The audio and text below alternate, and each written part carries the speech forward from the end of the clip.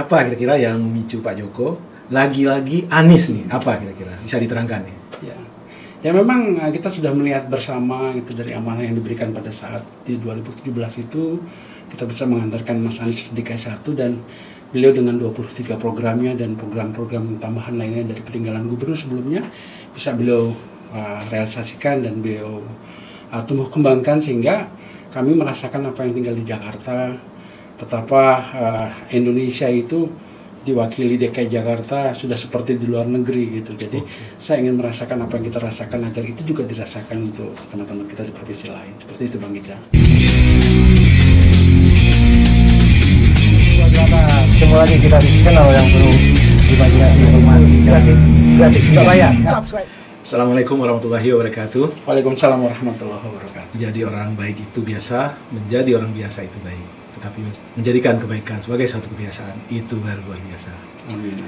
Hari ini Bang Kica berbahagia sekali kedatangan teman lama, teman yang sudah bilangan tahunan dan pernah beririsan dalam kegiatan sosial kemasyarakatan. Terima kasih Bang Kica. Bang Kica bersama-sama beliau ini sebagai ketua Bang Kica dulu di Pemuda Pancamarga, dan di tahun 2017 saat Pak Anies mencalonkan diri menjadi Gubernur DKI Jakarta, kita juga beririsan di kegiatan yang sama. Ya. Apa kabar nih, Mas Joko? Baik, alhamdulillah Bang Kica nih sempat hadir di kediaman Bang Kica. Bersyukur bisa hadir kembali dan bersilaturahmi tentunya. Oke, saya lihat nih ada yang istimewa nih, Mas Joko. Ini bajunya putih, pertanda kejernihan hati. Amin. Dan ada tulisan DPP UMKM Anies. Anies lagi. Luar biasa Mas Anies. Apa kira-kira nih? Ya, DPP UMKM Anies, bisa dijelaskan nih? Ya, jadi begini Bang Gica. Jadi memang seperti apa yang kita sampaikan bahwasanya kita pernah beririsan di 2017.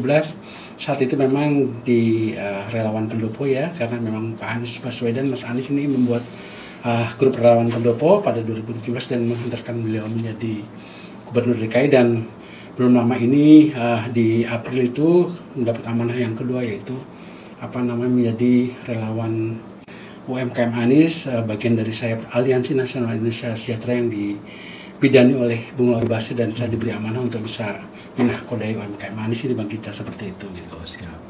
Kira-kira tentu setiap kita berbuat, setiap kita melakukan sesuatu ada niat, ada hal-hal yang memicu, ya kan?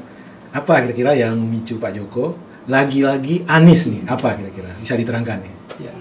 Ya memang kita sudah melihat bersama itu dari amanah yang diberikan pada saat di 2017 itu kita bisa mengantarkan Mas Anies DKI 1 dan beliau dengan 23 programnya dan program-program tambahan lainnya dari peninggalan gubernur sebelumnya bisa beliau realisasikan dan beliau tumbuh kembangkan sehingga kami merasakan apa yang tinggal di Jakarta betapa Indonesia itu diwakili DKI Jakarta sudah seperti di luar negeri gitu. Jadi saya ingin merasakan apa yang kita rasakan agar itu juga dirasakan untuk teman-teman kita di provinsi lain. Seperti itu Bang Gica. Oke.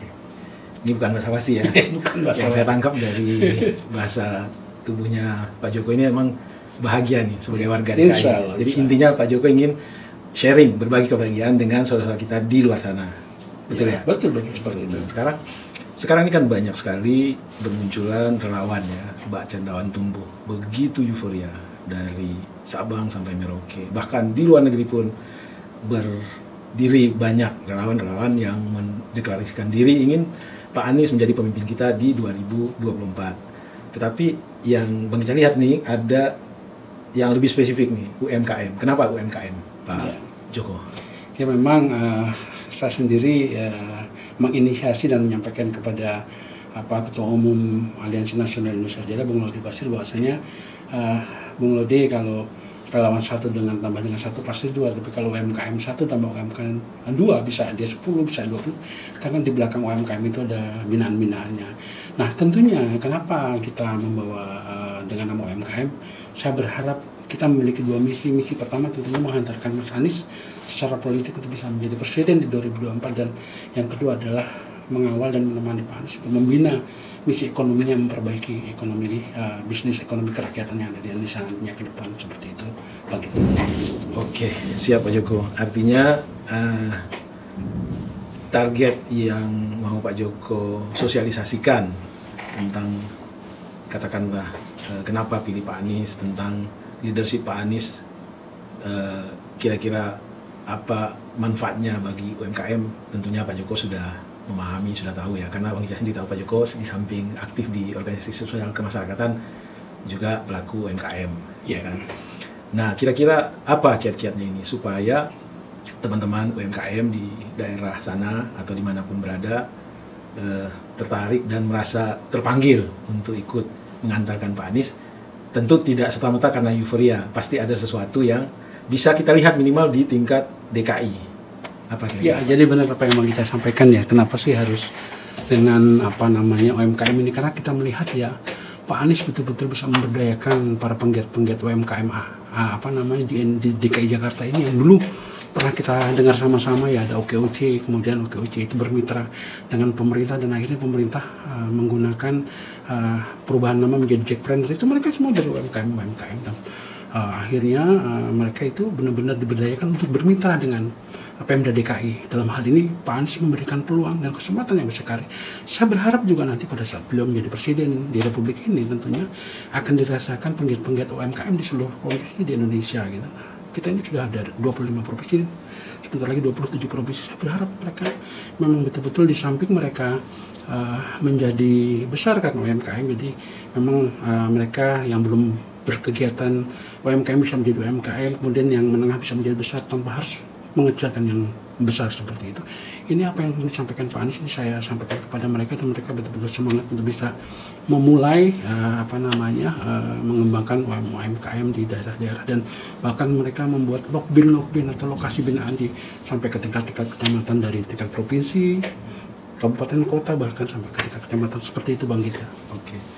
Jadi begini, tadi Bang Gica menonton televisi ya, satu pemberitaan, ada acara Pak Anies selaku Gubernur DKI itu menandatangani perjanjian dengan beberapa gubernur, bupati, dan kabupaten kota tentang kerjasama DKI dengan daerah-daerah tersebut. Intinya kan jargon yang diangkat Pak Anies selama ini adalah salah satunya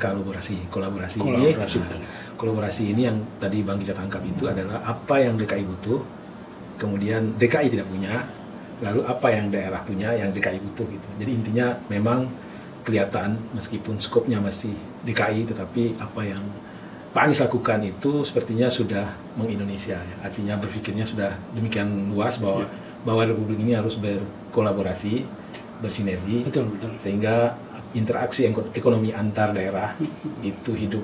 Iya, betul. Gitu ya? Ya, seperti itu memang yang dilakukan beliau. Oke. Terkait dengan organisasi yang sekarang Pak Joko pimpin, UMKM Anies, itu sudah sejak kapan berdirinya dan bagaimana posisi DPP, apakah sudah ada atau bentuk organisasi di kewilayahan? Ya baik, pertama saya jawab tentang kolaborasi Pak Anies kepada daerah-daerah, itu memang benar ya. Bahkan di luar nalar kita, Pak Anies menggunakan UMKM kelompok tani ya, seperti di Sumedang dia memberikan pekerjaan pembelian beras dan akhirnya diekspor ke Arab Saudi. Itu salah satu bentuk kolaborasi. Nah, untuk UMKM ini saya diberi kesempatan itu pada bulan April, kemudian kita berdeklarasi. Setelah saya diberi kesempatan untuk mencoba untuk datang beberapa wilayah dan kita laporkan kepada ketua umum dan akhirnya diberi kesempatan untuk membidani dan akhirnya kita berdeklarasi di 26 April. Kita hadir di satu gedung di Bundayani Homestay, di Geraha Bundayani Homestay, disitulah juga menjadi Balai Diklat UMKM Anies. Jadi diresmikan sekaligus kita berdeklarasi untuk mengisi kegiatan-kegiatan pelatihan. Setelah itu kita canangkan untuk segera dapat melakukan rapat kerja nasional. Pada saat rapat kerja nasional 1 baru bergabung 9 provinsi di Indonesia ini dengan hasil rencana kerja di mana pada saat Mas Anies nanti purna tugas kita sudah bisa membentuk 50% provinsi yang ada di Indonesia dan nanti pada akhir tahun itu akan terbentuk seluruh 37 provinsi dan insya Allah nanti di Januari akan kita konsolidasi nasional setelah Rakernas ini. Tapi pada kenyataannya sebelum purna tugas ini di 16 Oktober besok kita sudah terbentuk 27 provinsi pengurusan DPW UMKM Anies se-Indonesia, sehingga kita tinggal beberapa langkah lagi untuk bisa menyelesaikan yang mudah-mudahan di bulan November nanti kita betul-betul bisa menyelesaikan 37 provinsi. Dari sini kita terlihat bahwasannya antusias warga Indonesia di seluruh provinsi untuk bergabung dengan UMKM Anies ini betul-betul antusias, sehingga memang kami memiliki program kerja, di mana program kerja itu panduan program kerja yang akan membentuk binaan menjadi 100 juta penggiat UMKM di seluruh Indonesia. Hari ini suaranya nanti akan kita berikan kepada Pak Anies semuanya. Demikian Bang Gica. Oke. Baik Pak Joko, terima kasih untuk seputar info awal mengenai UMKM Anies. Ya. Bang Gica berdoa semoga apa Amin. yang Pak Joko inisiasi dengan teman-teman itu benar-benar mendatangkan kemaslahatan, Alhamdulillah, bisa mengantarkan orang baik Insya menjadi Allah. pemimpin kita. Insya Allah, Bang Gica. Dan bagi teman-teman di daerah dimanapun Anda berada, jika Anda adalah pelaku UMKM, sudah saatnya Anda merapat dan menjadi bagian dari kerja ikhlas, kerja besar. Amin. Ya. Dan bagi di daerah-daerah yang sudah ada kepemimpinan wilayahnya, segera hubungi Dewan Perwakilan Wilayah Ya, siap. UMKM Anies. Dan bagi wilayah yang belum ada, segera konsolidasi diri, bentuk dan hubungi DPP UMKM Anies. Satu, niat kita bersama, kerja cerdas, kerja ikhlas. Amin, terima kasih. Wassalamualaikum warahmatullahi wabarakatuh. Waalaikumsalam. Salam sehat dan bahagia.